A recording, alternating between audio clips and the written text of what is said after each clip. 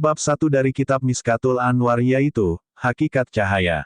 Al-Nur cahaya, yang sebenarnya hanyalah Allah. Sebutan cahaya bagi selain dia hanyalah majas, kiasan, tak ada wujud sebenarnya. Terlebih dahulu hendaknya Anda ketahui tentang makna cahaya. Pertama, di kalangan orang-orang awam. Kedua, di kalangan orang-orang khusus. Dan ketiga, di kalangan orang-orang khusus dari yang khusus. Kemudian, Anda ketahui tingkatan dan hakikat cahaya yang dinisbahkan kepada kalangan khusus agar tampak bagimu, bila telah terungkap hakikat-hakikat, bahwa Allah adalah cahaya yang tertinggi dan terakhir. Dan bahwa dia adalah cahaya yang hakiki dan sebenar-benarnya, tiada sekutu baginya. Adapun yang dikenal di kalangan orang-orang awam ialah bahwa cahaya menunjuk pada sesuatu yang tampak, sedangkan ketampakan adalah sesuatu yang nisbi. Ada kalanya sesuatu tampak dengan pasti bagi suatu pandangan pada saat ia tersembunyi bagi pandangan lainnya. Dengan demikian, ia adalah zahir tampak dan batin, tersembunyi secara nisbi. Ketampakannya itu tentunya berlaku bagi sesuatu daya cerap, sedangkan daya cerap yang paling kuat dan paling penting di kalangan awam adalah panca indera yang diantaranya ialah indera penglihatan. Segala sesuatu, dalam kaitannya dengan indera penglihatan, dapat dibagi menjadi 3 bagian yaitu 1. Yang tidak tampak dengan sendirinya, seperti benda-benda yang gelap. 2. Yang tampak dengan sendirinya, tapi tidak dapat menampakkan sesuatu lainnya, misalnya benda-benda yang bersinar, seperti bintang-bintang dan zat api apabila tidak dalam keadaannya menyala. 3. Yang tampak dengan sendirinya dan menampakkan benda-benda lainnya, misalnya matahari, bulan, api yang menyala, dan pelita. Adapun cahaya, ialah nama yang diberikan untuk bagian ketiga ini dan ada kalanya untuk sesuatu yang melimpah, memancar, dari benda-benda bersinar ke atas permukaan benda-benda padat. Sehingga dapat dikatakan, bumi bersinar, atau cahaya matahari memancar di atas permukaan bumi, atau cahaya pelita memancar pada dinding atau pakaian. Kadang-kadang kata, cahaya, juga digunakan untuk benda-benda bersinar itu sendiri karena benda-benda itu memang bercahaya dengan sendirinya. Kesimpulannya, cahaya adalah sebutan sesuatu yang tampak dengan sendirinya ataupun yang membuat tampak benda lainnya, seperti matahari. Inilah definisi dari hakikat cahaya, dalam makna dan pengertian yang pertama, yakni, yang berlaku di kalangan kaum awam. Cahaya dalam pengertian kaum khusus. Telah diketahui bahwa rahasia cahaya dan ruhnya ialah ketampakannya bagi suatu daya cerap akan tetapi pencerapan tergantung. Selain pada adanya cahaya, juga adanya mata yang memiliki daya lihat meskipun cahaya disebut sebagai sesuatu yang tampak dan menampakkan, tidak ada suatu cahaya yang tampak dan menampakkan bagi orang buta. Dengan demikian, dapatlah disimpulkan bahwa, jiwa ruh, yang melihat, adalah sama dengan cahaya yang tampak, dalam kedudukannya sebagai unsur yang tidak boleh tidak, atau harus ada, bagi pencerapan. Bahkan, berdasarkan hal ini, jiwa ruh, yang melihat, lebih tinggi kedudukannya sebab ia memiliki daya cerap dan dengannya pula suatu pencerapan dapat terwujud. Adapun cahaya itu sendiri tidak memiliki daya cerap dan tidak pula mewujudkan pencerapan, tapi ia hanya menyimpan pencerapan, itulah sebabnya kata, cahaya, lebih tepat digunakan untuk cahaya yang melihat, bukannya untuk sembarang cahaya. Maka, orang pun menggunakan kata, cahaya, untuk cahaya mata yang melihat, seperti dalam ungkapan tentang kelelawar, cahaya matanya lemah, tentang orang bermata rabun, cahaya penglihatannya leman, dan tentang orang buta, dia kehilangan cahaya matanya. Mengapa warna hitam dalam biji mata dikatakan bahwa dia memusatkan dan menguatkan cahaya mata, demikian pula tentang bulu mata yang mengelilingi mata. Dan oleh hikmah ilahiyah dijadikan berwarna hitam, agar memusatkan cahaya mata, adapun tentang warna putih, membiaskan cahaya mata, dan karena itu, melemahkan cahayanya, sehingga seseorang yang terus-menerus memandang ke arah sesuatu yang berwarna putih kemilau, terutama sekali cahaya matahari, maka cahaya matanya akan melemah dan melenyap sebagaimana melenyapnya sesuatu yang lemah bila berada di samping yang kuat. Dengan uraian di atas, Anda mengetahui bahwa, ruh yang melihat, disebut, cahaya, dan bahkan ia lebih patut menyandang nama itu. Inilah makna kedua, yakni yang berlaku di kalangan orang-orang khusus. Mata lahiriah, indrawi, dan mata hati. Ketahuilah bahwa cahaya mata atau cahaya penglihatan memiliki berbagai kelemahan. Ia dapat melihat benda-benda lain, tetapi tidak dapat melihat dirinya sendiri. Ia juga tidak dapat melihat sesuatu yang amat jauh ataupun yang amat dekat, atau benda-benda yang berada di balik selubung. Ia hanya dapat melihat permukaan sesuatu dan bukan bagian dalamnya, ia hanya dapat melihat sebagian dari maujud, bukan keseluruhannya. Sesuatu yang terbatas saja dan bukan sesuatu yang tak terbatas. Banyak kesalahan yang dilakukannya pada waktu melihat sehingga sesuatu yang besar tampak kecil dalam penglihatannya, sesuatu yang jauh tampak dekat, sesuatu yang diam tampak bergerak, dan sesuatu yang bergerak tampak diam. Inilah 7 macam kekurangan yang tak terlepas dari mata lahiriah. Maka dari itu, kalau ada mata di antara berbagai mata yang terlepas ke-7 kelemahan ini, tidaklah sepatutnya kepada mata itu diberikan nama cahaya. Kini, dapatlah diketahui bahwa di dalam diri manusia terdapat mata yang memiliki sifat kesempurnaan ini. Ada kalanya ia dinamakan akal, ruh atau nafs jiwa manusia. Akan tetapi sebaiknya kita lewati saja istilah-istilah ini, karena baninya istilah akan menimbulkan berbagai makna pada diri orang yang lemah penglihatan hatinya. Adapun yang kita maksudkan adalah makna yang membedakan antara orang dewasa berakal dan bayi yang masih menyusu, dan binatang dan orang gila. Kita sebut saja istilah ini dengan akal, mengikuti peristilahan umum yang berlaku. Yang penting ialah bahwa akal lebih patut memperoleh sebutan cahaya daripada mata lahiriah. Tidak lain, karena ia memiliki kemampuan mengatasi ke-7 kelemahan itu, yakni kelemahan pertama, mata tidak dapat melihat dirinya, tetapi akal mencerap dirinya dan juga sesuatu yang di luar dirinya. Akal dapat mencerap dirinya, yaitu dengan pencerapan tentang dirinya sebagai yang memiliki pengetahuan dan kemampuan. Dan ia mencerap pengetahuan yang dimilikinya, pengetahuan tentang pengetahuan yang dimilikinya tentang dirinya, pengetahuan tentang pengetahuan yang dimilikinya tentang dirinya, dan seterusnya tak terhingga. Ini merupakan kekhasan yang sama sekali tak dapat dimiliki oleh benda-benda lain yang mencerap dengan mempergunakan suatu sarana lahiriah seperti mata. Namun di balik itu, ada rahasia yang memerlukan uraian amat panjang.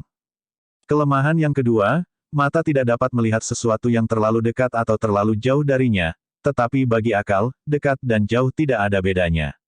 Dalam sekejap mata, akal bisa naik ke langit tertinggi, dan pada kejapan berikutnya, ia meluncur turun ke permukaan bumi. Bahkan jika telah mencapai hakikat segala sesuatu, tersingkaplah baginya bahwa kedekatan dan kejauhan takkan datang mengelilingi kediriannya seperti yang terjadi pada benda-benda materi. Hal ini merupakan contoh dari samudera luas sifat-sifat kebesaran Allah. Sedangkan contoh takkan terlepas sama sekali daripada memiliki kemiripan dengan aslinya sekalipun tidak akan mencapai puncak derajat yang sama dengan aslinya itu. Hal ini mungkin membuat Anda berpikir untuk memahami makna yang benar dari sabda Nabi Muhammad. Allah menciptakan Adam menyerupai ciptaannya. Akan tetapi, kukira bukan waktunya pada kesempatan ini untuk mengarungi lautan masalah tersebut. Kelemahan ketiga, mata tidak dapat mencerap sesuatu yang berada di balik hijab, tetapi akal dapat bergerak bebas, bahkan di sekitar arasy, singgasana ilahi, kursi dan segala sesuatu yang berbeda di balik selubung langit, dan di sekitar para penghuni alam tertinggi serta alam malakut, sama bebasnya seperti di alam dunianya sendiri, yakni kerajaannya yang dekat dan khusus baginya. Bahkan, hakikat-hakikat segala sesuatu tidak akan terhijab terdinding bagi akal. Pada kenyataannya, hijab bagi akal hanyalah di saat ia menghijab dirinya sendiri dengan sifat dan cara yang sama seperti mata menutup dirinya sendiri ketika mengatup pelupuknya. Hal ini akan Anda ketahui secara lengkap pada bagian ketiga buku ini. Kelemahan keempat, mata hanya dapat mencerap bagian luar serta bagian permukaan segala sesuatu dan bukan bagian dalamnya, bahkan hanya kulit dan bentuknya, dan bukan hakikat-hakikat. Sedangkan akal mampu menerobos bagian dalam segala sesuatu dan rahasia-rahasianya, mencerap hakikat-hakikat dan ruh-ruhnya, menyimpulkan sebab-sebab, sifat-sifat dan hukum-hukumnya, dari mana ia berasal, bagaimana penciptaannya, atas berapa bentuk makna ia tersusun, apa martabat dan kedudukannya dalam wujud, betapa hubungannya dengan makhluk-makhluk lainnya, dan masih banyak lagi materi bahasan seperti ini yang menjadi amat panjang bila diuraikan. Oleh karena itu, sebaiknya diringkas saja. Kelemahan yang kelima, mata hanya dapat melihat sebagian kecil dari maujudah, segala sesuatu yang ada.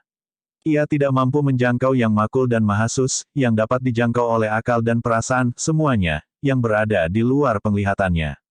Ia juga tidak dapat bunyi-bunyian, bau-bauan, rasa makanan, panas dan dingin ataupun menyamai berbagai daya cerap lainnya, yakni daya pendengaran, penciuman dan perasaan. Demikian pula perasaan-perasaan kejiwaan, seperti gembira, senang, sedih, gelisah, bimbang, nyeri, bahagia, cinta, rindu, kemampuan, kemauan, pengetahuan, dan aneka ragam maujudat lainnya yang tak terhitung banyaknya. Jadi, mata mempunyai jangkauan yang sempit, ruang lingkupnya terbatas, tidak mampu melampaui batas alam warna dan bentuk, yang notabene merupakan kemaujudan paling rendah. Sebab, jisim-jisim benda-benda merupakan bagian terendah dari segala maujudah, yakni segala yang ada di alam ini, substansi dan aksidennya. Adapun bentuk dan warna hanya merupakan arat aksiden, terendah dan maujudat, sedangkan seluruh maujudat adalah bidang jangkauan akal, disebabkan ia dapat mencerap semua maujudat yang telah kami sebutkan. Dan yang belum kami sebutkan, lebih banyak lagi. Dengan demikian, akal mampu berkiprah dan memberikan penilaiannya pada semua itu dengan penuh keyakinan dan kepastian, sehingga rahasia-rahasia dan makna-makna tersembunyi tampak jelas baginya. Nah, betapa mungkin mata lahiriah bisa menyamai akal dalam kepatutannya untuk menyandang nama cahaya. Tidak, mata mungkin saja adalah cahaya bila dibandingkan dengan sesuatu lainnya.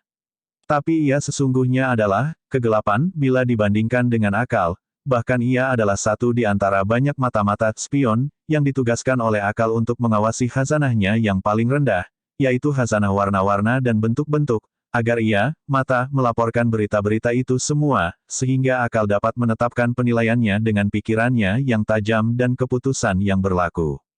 Demikian pula, perasaan indera lainnya, adalah spion-spion akal berkenaan dengan berbagai khayalan, pikiran, perkiraan, ingatan dan hafalan. Di belakang itu semua, masih ada pelayan-pelayan, dan tentara-tentara, yang tunduk patuh pada perintahnya di dunianya yang sekarang. Diperalatnya mereka itu semua sebagaimana seorang raja memaksa dan memperalat hamba-hamba sahayanya, bahkan lebih dari itu. Uraian tentang itu amat panjang dan telah kami berikan dalam bab keajaiban ilmu dari kitab Ihya Ulumuddin. Kelemahan keenam, yaitu bahwa mata tidak mampu melihat sesuatu yang tak terhingga, yang tidak ada batasnya, sebab ia hanya melihat sifat-sifat benda-benda yang dikenal, sedangkan benda-benda tidak mungkin kecuali memiliki batas. Adapun akal dapat mencerap hal-hal yang makul, yang dapat dipikirkan, sedangkan pikiran-pikiran adalah sesuatu yang tentunya tak terhingga. Memang, bila akal memperhatikan ilmu-ilmu yang telah diketahuinya, sudah tentu apa yang telah diraihnya sampai sekarang adalah terbatas, tetapi ia pun memiliki kekuatan untuk mencerap sesuatu lainnya yang tak terbatas atau tak terhingga. Uraian tentang ini amat panjang, tapi bila Anda ingin, ambillah sebuah contoh di bidang ilmu hitung. Akal dapat menguasai pengetahuan mengenai bilangan-bilangan yang tak terbatas. Ia menguasai kelipatan 2, tidak dan bilangan lainnya yang tak ada batasnya. Ia juga dapat mencerap berbagai hubungan dan kaitan antara bilangan-bilangan yang tak ada batasnya. Bahkan, ia mencerap pengetahuan dirinya tentang sesuatu, pengetahuannya tentang pengetahuan dirinya tentang sesuatu, serta pengetahuannya tentang pengetahuan dirinya tentang sesuatu. Kemampuannya dalam hal ini pun tak berhenti pada suatu akhir. Kelemahan ketujuh, yaitu bahwa mata mencerap sesuatu yang besar seakan kecil. Ia melihat matahari sebesar bola dan bintang-bintang serupa dengan dinar-dinar berserakan di atas hamparan permadani biru, sedangkan akal menyadari bahwa bintang dan matahari berlipat kali jauh lebih besar dari bumi. Mata melihat bintang-bintang berhenti di tempatnya, juga bayang-bayang matahari di hadapannya diam tak bergerak, dan tubuh anak kecil tetap pada ukurannya. Sedangkan akal mengetahui bahwa bocah itu bergerak tumbuh dan terus bertambah besar, bayang-bayang bergerak terus-menerus dan bintang-bintang berjalan bermil-mil di setiap saat. Seperti ketika Nabi Muhammad bertanya kepada Jibril, apakah matahari telah bergerak dari pertengahan langit? Jibril menjawab, tidak, iya. Rasulullah bertanya, bagaimana? Jawab Jibril, sejak ucapanku tidak, sampai, iya, matahari telah bergerak sejauh perjalanan 500 tahun. Banyak sekali kesalahan penglihatan mata, sedangkan akal terhindar daripadanya. Seandainya Anda berkata, telah kami singkap tirai yang menutupimu, kini penglihatanmu amat tajam. Surat Qaf 50 ayat 22. Tirai itu tidak lain adalah tirai khayal dan waham persangkaan palsu. Pada saat itulah orang yang telah terkelabui oleh prasangkaan, kepercayaan dan khayalan yang palsu berkata, wahai Tuhan kami, Kini kami telah melihat dan mendengar, maka kembalikanlah kami ke dunia agar dapat beramal saleh. Kini kami telah menjadi orang-orang yang yakin. As-Sajdah, 32 ayat 12. Dengan ini Anda telah mengetahui bahwa sesungguhnya, mata, lebih utama menyandang nama, cahaya, daripada cahaya yang biasa dikenal dan dirasakan. Kemudian Anda mengetahui pula bahwa akal lebih utama dengan nama cahaya daripada mata. Bahkan di antara keduanya terdapat perbedaan tingkatan yang demikian besarnya, sehingga membolehkan kita berkata bahwa, akal, lah yang lebih utama, bahkan sebenarnya lebih berhak menyandang nama, cahaya. Al-Quran sebagai cahaya untuk penglihatan akal. Ketahuilah bahwa akal, kendatipun memiliki kemampuan melihat, tidaklah berarti bahwa semua yang dapat dilihat olehnya berada dalam tingkatan yang sama. Tapi sebagian daripadanya seakan hadir di hadapannya, seperti pengetahuan-pengetahuan aksiomatis, misalnya bahwa sesuatu tidak mungkin, dalam waktu yang sama, menjadi lama dan baru sekaligus, atau ada dan tidak ada, atau suatu ucapan menjadi benar dan bohong pada suatu waktu yang bersamaan. Bahwa hukuman jais boleh dilakukan, yang berlaku untuk sesuatu, berlaku pula untuk lainnya yang serupa sepenuhnya. Demikian pula jika ada sesuatu yang dikhususkan dari sesuatu yang umum, maka yang umum itu dipastikan adanya. Sehingga jika ada yang disebut hitam, maka dapat dipastikan adanya sesuatu yang disebut warna. Jika ada manusia, niscaya dapat dipastikan adanya yang disebut hayawan, sesuatu yang hidup. Tetapi, kebalikannya tidaklah harus ada, menurut akal. Dengan demikian, adanya warna tidak mengharuskan adanya hitam. Atau adanya hayawan tidak berarti keharusan adanya manusia. Banyak lagi masalah aksiomatis seperti itu di antara hal-hal yang harus, boleh, atau mustahil. Demikian pula adanya hal-hal yang tidak dapat diterima atau bersesuaian dengan akal, segera pada saat dihadapkan kepadanya, sehingga akal perlu digerakkan, dirangsang, dan diingatkan agar dapat mencerapnya, seperti dalam hal nazhariyat yang bersifat teoritis. Namun yang akan berhasil mengingatkannya hanyalah ucapan kaum hukama, yakni para bijak bestari yang beroleh hikmah. Pada saat terpancarnya cahaya hikmah, manusia akan menjadi, dapat melihat dengan kehendaknya, setelah sebelum itu hanya, dapat melihat secara terpaksa. Adapun hikmat teragung adalah firman Allah, yang diantaranya, secara khusus, adalah Al-Quran, sehingga dengan demikian, kedudukan Al-Quran bagi mata akal adalah sama seperti kedudukan cahaya matahari bagi mata lahiriah. Sebab, hanya dengan itu akan sempurnalah penglihatan. Dengan itu pula, Al-Quran lebih patut menyandang nama cahaya, sebagaimana sinar matahari biasa dinamakan cahaya. Oleh sebab itu, misal Al-Quran adalah cahaya matahari, dan misal akal adalah cahaya mata. Dengan ini dapatlah dipahami firman Allah. Maka berimanlah kepada Allah dan Rasul-Nya dan kepada nur cahaya yang kami turunkan. Surat Al-Tagibun, 64 ayat 8. Firman-Nya lagi, hai manusia, telah datang kepadamu bukti yang nyata dari Tuhanmu dan telah kami turunkan kepadamu cahaya yang terang. Surat An-Nisa, 4, ayat 174.